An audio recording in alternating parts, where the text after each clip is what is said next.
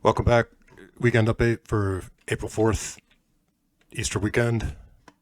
Looking at the rebound in the markets, looking at the sectors that are performing well or not well here. The consumer discretionary has been declining since the beginning of 2026. It means people most likely do not have discretionary income to spend. Healthcare also declining throughout the year, closed back below the 105 on that. Industrials are holding up well as materials.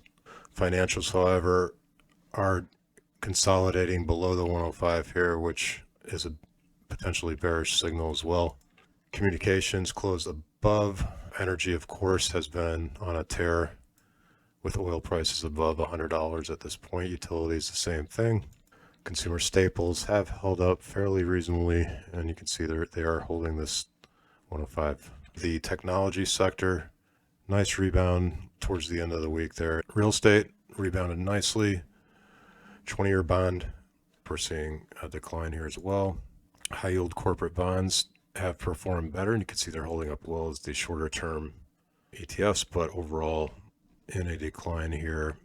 Let's see what happens with the war in Iran jobs number, which was better than expected. However, because the wage component was weak, it offsets the bullish economic interpretation potentially and adds to a mixed signal environment. If wages aren't growing as much as inflation, that could indicate a cooling labor market, less money for people to spend, and potential drag on future demand.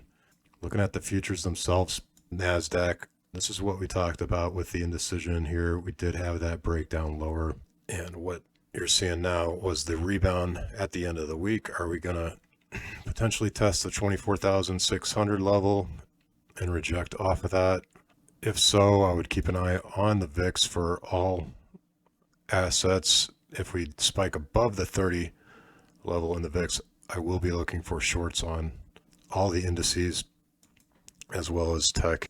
Google and Apple holding up nicely, but the overall NASDAQ is still looking fairly bearish unless we close above that 24,650 to 24,700 on the daily. Yes, same situation here. Would have to get above 6,720 for me to be interested in buying back in.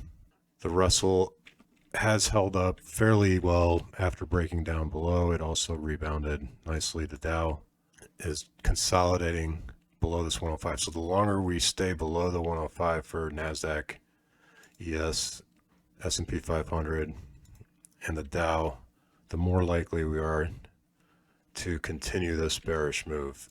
Gold continues its rebound off of the 4,300 level with this pin bar back on March 23rd, holding this trend higher here, looking for a test potentially up at the 5,000 to 5,200 level. Silver, same situation. So responsible size, looking for a test of prior highs here of 84 to 95.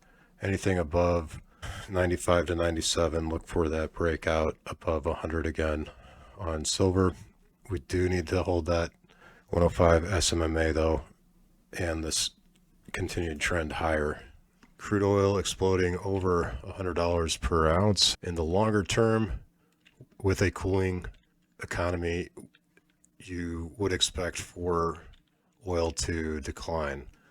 In the short term, oil is bullish, but in the long term, look at the economic indicators and the actual numbers that we're getting that indicate we may be in a potential bear market here, a recession where there's going to be less demand. Higher prices for oil could lead to potential drag on future demand as well. So keep an eye on the VIX. If it gets above that 30, that's your signal that we may be heading back down here. Keep me posted as far as what you'd like to see in the future. Hope this helps. It's your weekend update for April 4th. I want to stop really quick. Please hit that like and subscribe button. 2 turns of 4, 4 turns of 8. Sleep and get paid. Rich when I wait. I bet the bank. I set the pace. Guess what I make? That's that's a trending topic. You got this and you got that, but got no spending options. I keep quiet, but still get it rocking. I keep quiet with it in my pocket. I keep quiet, moving stuff in silent.